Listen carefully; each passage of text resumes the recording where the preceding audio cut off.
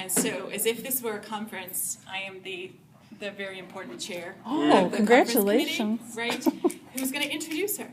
So, pretend I didn't say all that. Okay, so I. Miller is a student at Knox College, and she is in her junior year of being a history major and an American Studies minor. She has quite the academic history at Knox. She won the Dennis Donham Prize for the best paper written in a history class in any year during her first year at Knox, a paper that was about trans people and reproduction issues in my class. I like to take a little credit. She's also just won the Herman Mueller Award for the best student in American Studies. She is a member of the ASSET program this year. You might know that as the Ford program, as it was. And so she will be doing research this summer, which you are welcome to ask her about after her talk. And she has applied to do honors next year, and I would just like to say she's going to be doing honors next year, because there's just no way she's not going to. In her extracurricular life, I is a member of the Q&A house on campus. She has lived there for 2 years and will be living there next year, and Q&A is a 24-hour safe house, and it is open to anyone to go there and ask questions at any time. Hi, Maggie. Hi. So, for everybody, I'm Miller. Yay. That was terrible clapping.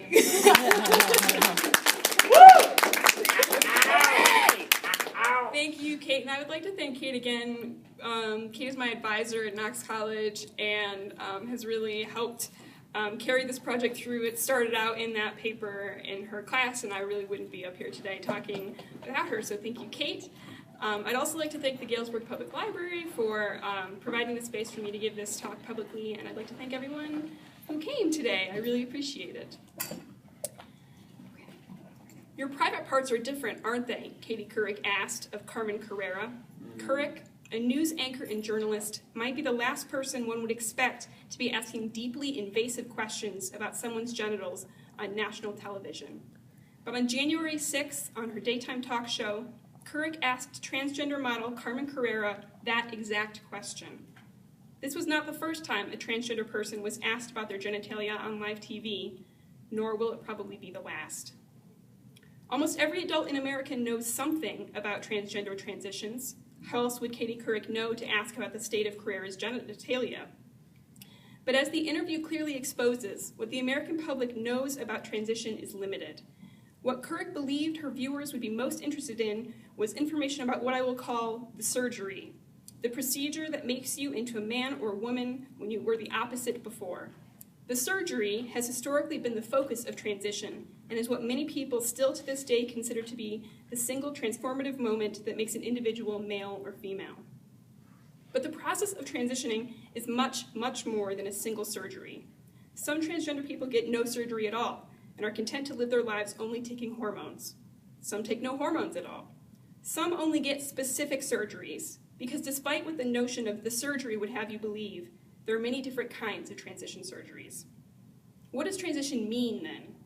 Transition is defined here as a series of steps, both medical and legal, that a transgender individual takes to both feel comfortable in themselves and to gain recognition from others. The word transgender describes an individual who identifies with a gender other than the one they were assigned at birth. It may be shortened to trans, and it's always an adjective. The word cisgender, or cis, describes someone who identifies with the gender they were assigned at birth. Laverne Cox is a transgender woman, and Barack Obama is a cisgender man. Often the first transition is to acquire a diagnosis from a mental health professional. The Diagnostic and Statistical Manual, or DSM, which classifies mental disorders and is used as an aid in diagnosis, currently uses gender dysphoria to describe what the medical world perceives as the illness from which transgender people suffer. Gender dysphoria is a rewording in the newest edition of the DSM of what used to be called gender identity disorder, or transsexualism, and has been included in some form in every edition since 1980. In order to be diagnosed, a transgender person has to fit the criteria of a diagnosis enough that the mental health professional is convinced further medical intervention would be beneficial. Not every transgender person sees themselves as suffering from a mental illness, but in order to gain access to the health care they need, they have to present themselves as having a specific illness without the presence of another condition that might compromise their diagnosis, like bipolar disorder, schizophrenia, or autism. If that can be achieved, the mental health professional will give a referral to an endocrinologist who will prescribe an appropriate dosage of hormones. The dosage will vary from person to person, and doses have changed over time, as have the hormones prescribed. An individual may take more than one kind of hormone, depending on their identity and the desired effect of the hormones. A trans man typically will be prescribed testosterone, while a trans woman will be given estrogen and an anti-androgen, which blocks the creation of testosterone. Although the next step may be surgery, it may also involve other processes. Trans women may get electrolysis to remove facial hair, for example.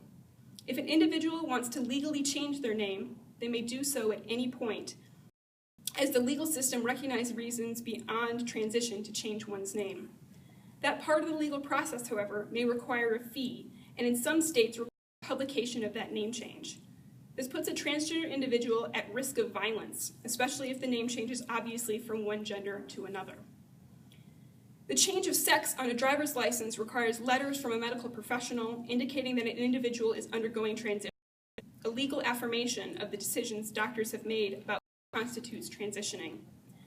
After obtaining a legal name change, one may go through slowly changing one's name on everything else: bank accounts, bills, health insurance, etc. This may take years. Coming out is another part of transition that may happen at any time. This process is ongoing and may be one of the most dangerous parts of transition. Transgender individuals face rejection from family and friends. They may also be fired from their jobs or denied access to housing, as 31 states have no protection for transgender people in non-discrimination employment and housing policies. The protection of Title VII has only recently been extended to transgender people, and nearly 75% of transgender individuals report experiencing discrimination at work, provided they can get hired at all. Rejection from family and friends has been closely linked to suicide attempts, and 45% of respondents ages 18 to 44 to the National Transgender Discrimination Survey reported having attempted suicide. Only after all of this do we come to surgery. It is incredibly important to note here that there are multiple surgeries a transgender person may undergo in order to find comfort with themselves and find acceptance from the wider public. Trans men may choose to get a mastectomy to remove breast tissue, a hysterectomy to remove the uterus, or a phalloplasty to use surrounding tissues to create a penis. A trans woman may receive breast augmentation, facial feminization surgery, a penectomy to remove the penis, an orchiectomy to remove the testes, or a vaginoplasty to construct a vagina and vulva. These procedures are often incredibly expensive and require a long time to heal. In addition, there are a limited number of doctors in the United States, not to mention worldwide, who perform these surgeries, so it may be necessary to travel great distances to get them done. An individual may choose to get only one surgery, while other people may get more than one. Some trans people never pursue surgery. The cost may be too great, their personal comfort with their bodies may make them feel it is unnecessary, or the sheer number of steps to get to surgery may discourage them from the possibility. Not only are the interventions themselves incredibly expensive, private health insurance policies rarely cover procedures like surgery, which are deemed cosmetic or experimental. Medicare began covering what has been termed medically necessary hormone therapy and sex reassignment surgery only a year ago. But that still requires that a transgender person must have access to a mental health professional long-term who is willing to work with them on pursuing medical transition. This means that treatments like surgery are often paid for out of pocket by a trans person, sometimes up to over $30,000 for a single surgery. Many transgender people, especially transgender people of color, cannot afford to pursue procedures like surgery because of discrimination in the workplace or rejection from housing and family. This contributes to an image of transgender people as overwhelmingly white and upper class, and ignores people who do not fit into those categories and who have a more limited access to surgery because of the oppressions they face. Not all transgender people have the possibility to pursue surgery, however much they need it. It is impossible, however, in 31 states in this country to change one's sex on one's birth certificate without proof of having undergone surgery, including the state of Illinois.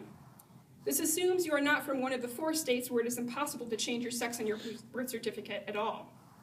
Without that change, a person's transgender identity may be revealed to future employers or to loan lenders, and may prevent a person from being able to get married. especially for a transgender person who chooses not to disclose their transgender status after they have fully transitioned in the eyes of the law. This can put an individual at risk for discrimination or violence. The mandatory proof of surgery, usually in the form of a surgeon's letter, prevents those who cannot afford surgery or cannot pursue it because of health reasons from being fully recognized as their gender in the eyes of the law. Even after a diagnosis, coming out, surgery, and changing all of legal and personal documents, many trans people continue to take hormones to maintain correct hormonal levels in their bodies. If we view hormones as part of the transitional process, then, is transition really ever over the way that the narrative of the surgery tells us it is? So how did the myth of the surgery begin? Transgender individuals have been publicly scrutinized in the United States since Christine Jorgensen, the first American to have her transition reported to the public, returned from Denmark in 1952. Her story, leaked to the New York Daily News, made her a public sensation and thrust trans people themselves into the limelight.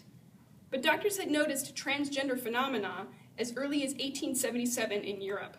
By the mid-20th century, the American public was so interested in transgender people that Sexology magazine published multiple letters from people seeking advice or more information.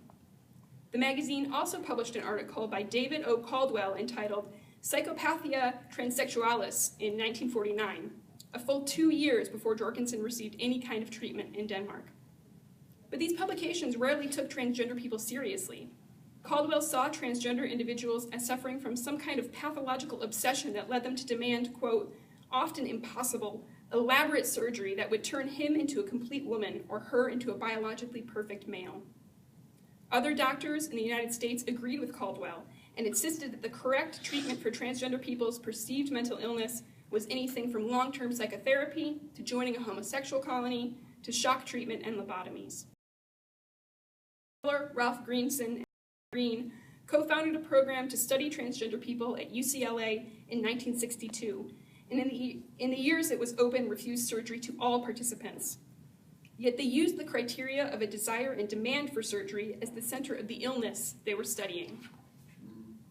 If we depended solely on the literature written by doctors, surgery would become the all-encompassing force in a transgender person's life. But there are other texts.